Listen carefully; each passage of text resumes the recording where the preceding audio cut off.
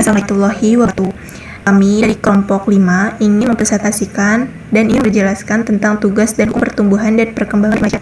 Disusul oleh Alphonse Julius dan 5, Dea Nurul Aini, Melinda Hutami, dan Nika Octaviana. Salah satu periode dalam rentang kehidupan ialah fase remaja. Masa ini merupakan segmen kehidupan yang penting dalam siklus perkembangan individu dan merupakan masa transisi yang dapat diarahkan kepada perkembangan masa dewasa. Untuk dapat melakukan sosialisasi dengan baik, remaja harus menjalankan tugas-tugas perkembangan pada usianya dengan baik.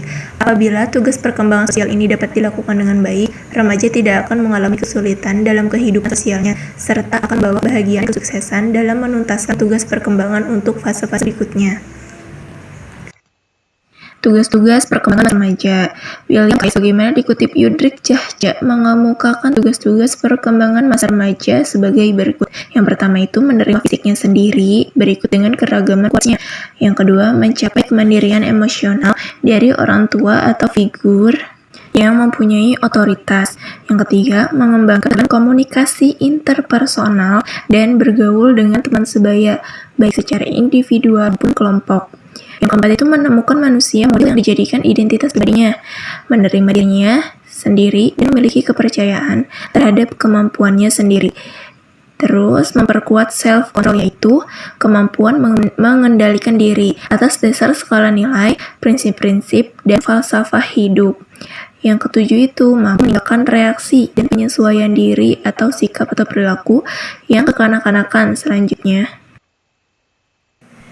Dalam membahas tujuan tugas perkembangan remaja, Cahja mengemukakan pendapat Lula Cole yang mengklasifikasikannya ke dalam 9 kategori, yaitu yang pertama kematangan emosional, yang kedua pemantapan minat-minat heteroseksual, yang ketiga kematangan sosial, keempat emansipasi dari kontrol keluarga, kelima kematangan intelektual, keenam memilih pekerjaan, ketujuh menggunakan waktu senggang secara tepat, kedelapan falsafah hidup, dan yang terakhir identifikasi diri. Secara rinci, Cole kemudian memerinci tersebut dalam suatu tahap berikut ini. Kematangan emosional. Dari arah tidak toleran dan bersikap superior menjadi bersikap toleran dan nyaman. Dari arah kaku dalam bergaul menjadi luwes dalam bergaul. Dari arah peniruan buta terhadap teman sebaya menjadi interdependensi dan mempunyai self-esteem. Dari kontrol orang tua jadi kontrol diri sendiri. Dari perasaan tidak jelas tentang dirinya atau orang lain menjadi perasaan menerima dirinya dan orang lain. Dari kurang dapat mengendalikan diri dari rasa marah dan sikap permusuhannya menjadi mampu menyatakan perasaannya secara konstruktif dan kreatif. Perkembangan heteroseksualitas. Dari belum memiliki kesadaran tentang perubahan seksualnya menjadi menerima identitas seksualnya sebagai pria atau wanita. Dari mengidentifikasi orang lain yang sama jenis kelamin yang berbeda dan bergaul dengannya. Dari menyenangi prinsip-prinsip umum dan jawaban yang final menjadi membutuhkan penjelasan tentang fakta dan teori. Dari menerima kebenaran dan otoritas menjadi memerlukan bukti sebelum menerima. Dari memiliki banyak minat atau perhatian menjadi memiliki minat atau perhatian terhadap jenis kelamin yang berbeda dan bergaul dengannya. Dari bersikap subjektif dalam menafsir sesuatu menjadi bersikap objektif dalam menafsirkan sesuatu. Filsafah hidup. Dari tingkah laku dimotivasi oleh kesenangan belaka menjadi tingkah laku dimotivasi oleh aspirasi. Dari acuh terhadap prinsip ideologi dan jadi atau mempunyai perhatian terhadap ideologi dan etika. Dari tingkah laku tergantung pada reinforcement atau dorongan dari luar menjadi tingkah lakunya dibimbing oleh tanggung jawab yang moral. Tugas perkembangan masa remaja menurut Hafikers. 1. Menerima kenyataan terjadinya perubahan fisik yang dialaminya dan melakukan peran sesuai dengan jenisnya secara efektif dan merasa puas terhadap peran tersebut. 2. Belajar memiliki peranan sosial dengan teman sebaya, baik teman sejenis maupun lawan jenis sesuai dengan jenis kelamin masing-masing. 3. Mencapai kebebasan dan ketergantungan terhadap orang tua dan orang dewasa lainnya. 4. Mengembangkan kecakapan intelektual dan konsep-konsep terhadap kehidupan bermasyarakat. 5. Mencari jaminan berdiri sendiri dalam bidang ekonomi guna mencapai kebebasan ekonomi. Mempersiapkan diri untuk menentukan suatu pekerjaan sesuai kesanggupannya. 7. Memahami dan mampu bertindak dapat dipertanggungjawabkan sesuai dengan norma-norma dan nilai-nilai yang berlaku. 8. Memperoleh informasi tentang pernikahan dan mempersiapkan diri untuk berkeluarga. 9. Mendapatkan penilaian bahwa dirinya mampu bersikap tepat sesuai dengan pandangannya. Kebutuhan remaja di samping adanya tugas remaja. 1. Menonjol, ingin terkenal.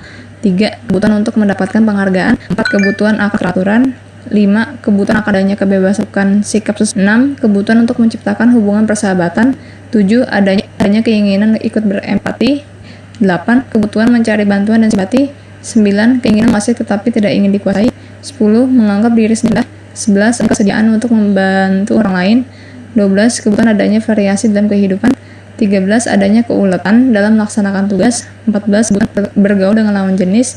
Dan ke-15. Adanya sikap suka mengkritik orang lain. Implikasi tugas-tugas perkembangan remaja terhadap penyelenggaraan pendidikan. Pertama, pendidikan di Indonesia masih merupakan konsep klasikal, kebebasan semacamnya. Dua, beberapa hal yang perlu dilakukan dalam penyelenggaraan pendidikan sehubungan dengan minat dan kemampuan remaja yang dikaitkan dengan cita-cita kehidupannya. Ketiga, keberhasilan dalam memilih pasangan hidup dan membentuk keluarga ditentukan oleh pengalaman dan penyelesaian tugas-tugas pada masa-masa sebelumnya. Hukum-hukum pertumbuhan dan perkembangan. Nah, hukum pertumbuhan dan perkembangan adalah suatu kecenderungan umum dalam pertumbuhan dan perkembangan manusia yang mempengaruhi karakteristik setiap individu. Adapun hukum-hukum perkembangannya yaitu pertama adalah hukum dari kepala dahulu daripada bagian-bagian lain. Misalnya kepala bayi yang baru lahir tumbuh lebih matang daripada bagian tubuh lainnya. Yang kedua itu ada hukum proksimodistal, menyatakan bahwa pertumbuhan fisik berpusat pada sumbu dan mengarah ke tepi. Alat-alat tubuh yang berada di pusat seperti jantung, hati, dan alat-alat pencernaan lebih dahulu berfungsi daripada yang ada di tepi. Yang ketiga itu perkembangan terjadi dari umum ke khusus, menyatakan bahwa proses perkembangan yang dimulai dari hal-hal yang umum, kemudian sedikit demi sedikit meningkat ke hal-hal yang lebih khusus, seperti yang dikemukakan oleh Werner, bahwa anak lebih dahulu mampu menggerakkan lengan atas dan bawah tepuk tangan terlebih dahulu daripada menggerakkan jari-jarinya. Yang keempat itu ada perkembangan berlangsung dalam tahapan perkembangan, yaitu menyatakan bahwa dalam proses perkembangan terjadi tahapan yang terbagi ke dalam masa-masa perkembangan, di mana setiap perkembangan terdapat ciri-ciri perkembangan yang berbeda. Nah, contoh penerapan pada manusianya antara lain itu masa pra-lahir, masa jabang bayi 0-2 mingguan, masa bayi 2-1 bulan, masa pra-sekolah 1-5 tahun, dan seterusnya. Tempo perkembangan berurutan, terus-menerus perbedaan cepat lambatnya suatu penahapan perkembangan menampilkan perbedaan individual. Tidak banyak yang bisa dilakukan guru atau orang tua untuk mempercepat atau memperlambat tempo dan irama perkembangan tersebut. Sekian presentasi dari kelompok kami, kurang lebihnya mohon maaf. Wassalamualaikum warahmatullahi wabarakatuh.